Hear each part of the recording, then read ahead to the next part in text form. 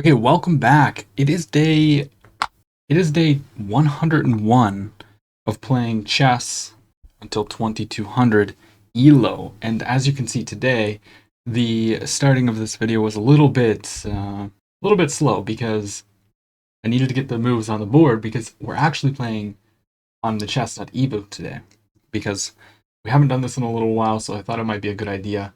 We're going to be playing a 15 plus 10 and the reasoning for this is I have an over the board tournament coming up very, very soon. Next month. I know I said that like I don't know how long ago, but yeah, it didn't work out. We couldn't play that one, so now we have another one lined up for a month from now. So I need to play a little bit over the board, get more familiar with it again. I thought it'd be a good opportunity to promote this awesome product as well. If you want anything from Chestnut, use code APEX. You will save up to 17% off. And we have a Vienna. We're going to be playing d4 here. Now, most of you guys probably know I'm a Vienna Gambit player, but we are starting to change that up. So after takes, we're going to take with our queen, of course. And the point is, after they develop their knight, we just simply drop the queen back one square. And the reasoning why I switched up to be playing this rather than the gambit is because if they know d5, then, we're going to get ourselves into a little bit of trouble. Okay, we see this move, but this is actually really, really passive because now their bishop's not going to be able to come out. So, I don't know if you guys, yeah, like their bishop's not going to be able to come to c or e7. But how do we take advantage of this? We do need to be careful. I know I blundered bishop d2 against Bolt's chess, but what do you play here? Maybe we just develop our bishop out to g5 and try to castle. Choices. But if I go I don't know if I actually want to take the knight, though. That's the issue. We also don't want to get super duper low on time. We could also bring the queen over to g3. But then if the knight comes in, yeah, let's just develop our bishop and try to get ready to castle. Now they're probably going to play bishop e7 and try to trade off their bishop, I would assume, since they locked it in the pawn chain. It's exactly what happens. That makes a lot of sense, of course. And I think just castling here, just long castles, makes a lot of sense. And we're just going to try to attack, I think. Now, can they take the pawn in the center? So castles, if they take my pawn, I guess I can take with the knight, defending the bishop, but then the bishop is lost. So, but queen, okay, I see. If queen takes, it pins the bishop. So I think I can castle. I was calculating, yeah, okay, they just castle. I was calculating if they took the pawn in the center, if I had any problems, but it seems like it should be fine. And now I think we just develop, like, maybe we go f3. f3 with the idea of just like, I don't know, or do we play queen g3? There's definitely a couple options here. Queen g3, I think they actually have knight h5, so that probably is not good. Maybe we just keep it solid. We could even think about playing h4, actually. h4 is interesting. I'm going to play h4. Yeah, I mean, if they play h6, I mean, I'm definitely going to sacrifice. It's just how I play, right? Just what we do around here. Okay, here it is. Yeah, I expected this move, but I definitely don't think they should take that. I think we just develop. I mean, if they take, pawn takes, the knight has to move. Maybe even king b1's a useful move here. So HG, HG. Where does the knight go? I guess the knight can go to g4. We really want that. I don't know if we actually have an attack, is the issue right now. I mean, obviously it looks nice. But do we actually have anything? It's a little bit of a hope chess, isn't it? Okay, we're gonna play. We're gonna just sack the bishop. I want to sack the bishop. Give me that H file.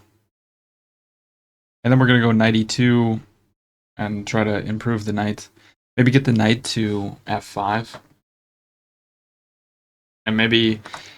Okay, they do oblige, which is probably the best move. And now, of course, we're going to take back. And we definitely want to remember that, you know, they can take the pawn with check. For sure. But, I mean, I don't know if I'm that concerned. Okay, they go back with their knight. So they're attacking my pawn. I think knight e2, if they take the pawn, then we just go f4. Attacks the bishop, and then we can maybe play for... okay, but if they take, and then they go bishop h6, where's the play after that? I guess is kind of the point. So maybe we just play, maybe we admit that we didn't want to play like f3. And now we play f4, protecting the pawn. I mean, I actually kind of like the position. I'm going to push the pawn. I'm just going to hold on to it. They sacrifice back. What? Really? I don't understand why they would do that. I mean, they're winning a pawn, of course. But so what? Now I just have the open file. Okay, they take. But now I just play king over. They can't take the pawn. And their position looks kind of bad. For only a pawn up, I have an open h file. Like, I like this. I do quite like this. Okay. Sure. Sure. So they threaten the queen. I have a couple moves. I could go queen h3. Let's just play queen h3. No, that blunders. Ooh, don't blunder the queen. It's definitely harder to see on the board like this. I mean, I could come forward with the queen, or I can go back to e2. If I go back to e2, maybe we have some rook move. Yeah, but then they're just going to bring out their... They're going to bring their bishop out.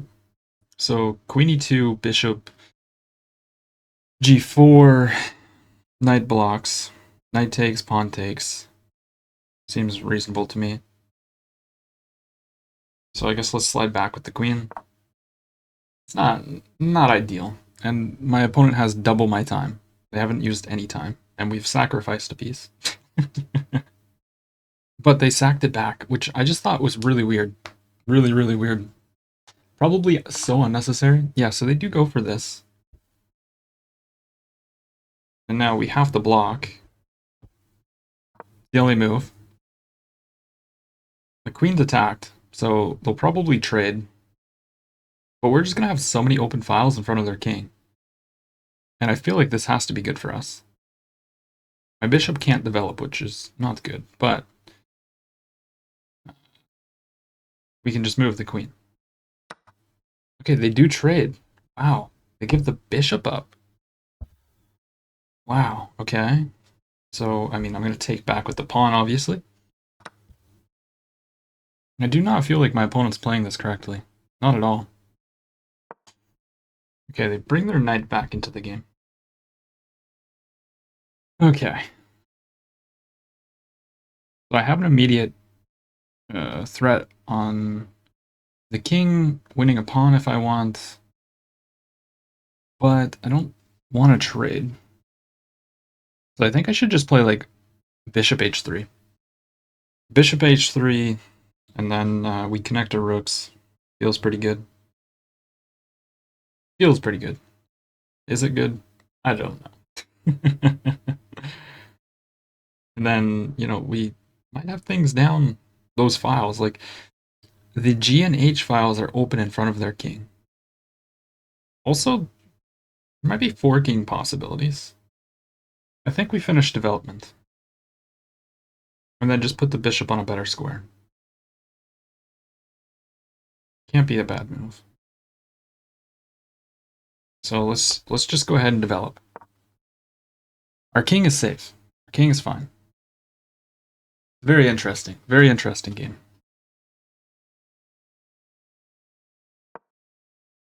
Okay, queen slides up, so they're attacking the pawn again. Sure. So I could defend it. I mean, I don't know. Something just feels wrong about their position. Like, what if I just play, like, I don't know. I don't want to move the rook behind that pawn. I don't want to protect it with the pawn. I'm also worried about some knight getting to d2 potentially. And I have 5 minutes. Okay. They're already up a pawn. Okay. I think I have to sacrifice the bishop. Or not the bishop, the pawn. I'm going to play bishop there. Knight's going to take, pawn takes, and queen or knight takes, whatever takes. I'll bring the rook to that file. And maybe we can get some tempo with some knight d5. I think we have a lot of counterplay. Okay, instead they just push the pawn. Don't think this is the best way to play. Definitely don't think this is the best way to play. But I don't know how to exploit it. Maybe I just bring the rook up and protect the pawn, trying to double. Or I could even bring the rook to protect the bishop. So rook h4 seems pretty logical. Yeah, let's play rook h4. We're trying to double up.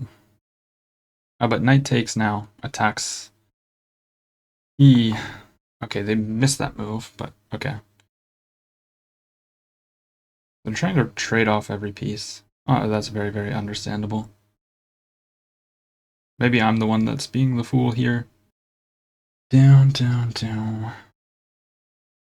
Yeah, let's jump in attacking the queen, try to get rid of that bishop, or that knight.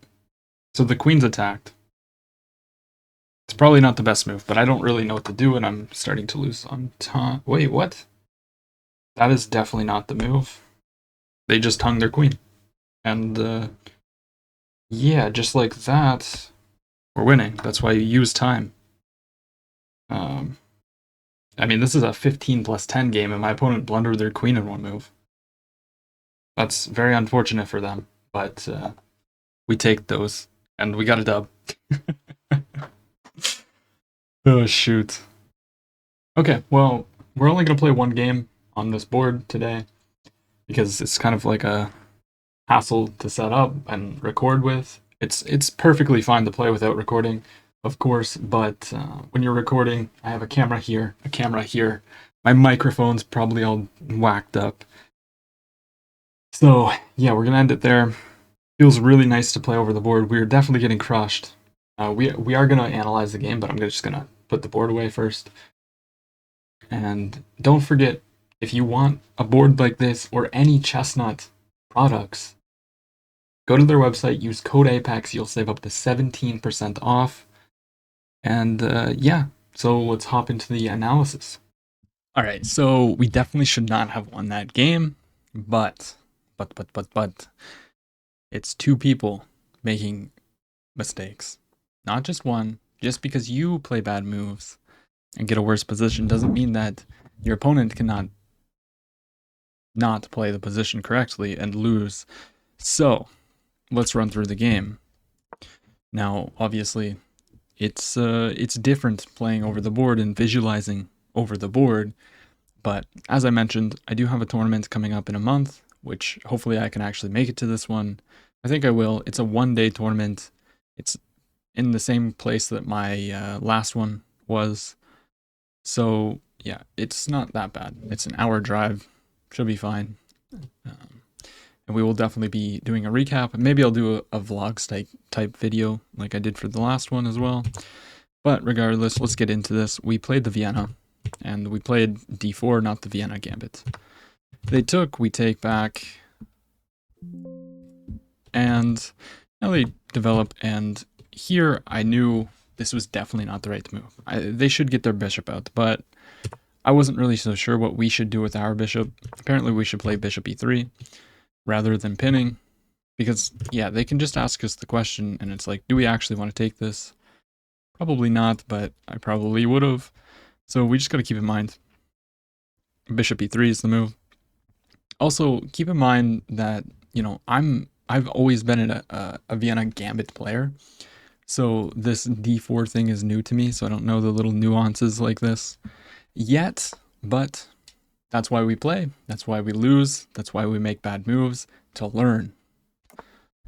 So we castle here, and they castle, and I have this idea of h4, because I was like, you know what?